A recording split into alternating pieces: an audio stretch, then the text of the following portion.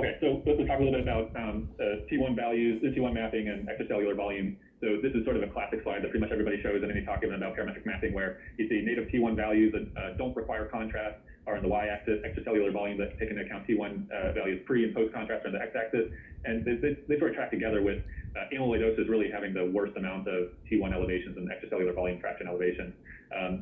This is a nice plot looking at what is that relationship between native T1 and extracellular volume. So if your extracellular volume is less than 40%, then it sort of follows one slope, and then once you sort of hit that threshold, and the curve kind of flattens out a little bit more, where perhaps native T1 values may no longer be the perfect reference for how bad the amyloid deposition is getting. Maybe now this is where extracellular volume takes over. But either way, this is what the curve looks like as patients have progressive tissue abnormalities.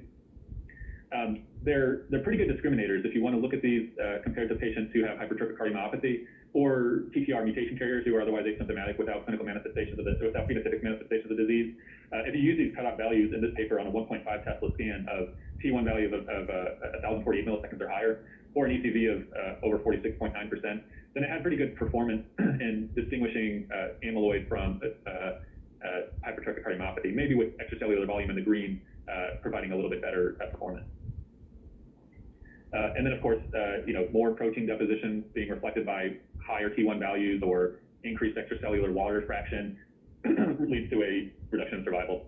It's a prognostic indicator. There is this notion that you can subtype cardiac amyloid by MRI alone. And so here's a paper from some years back in JACC Imaging where they came up with this QALY score, I guess, Query Amyloid Late Enhancement Score.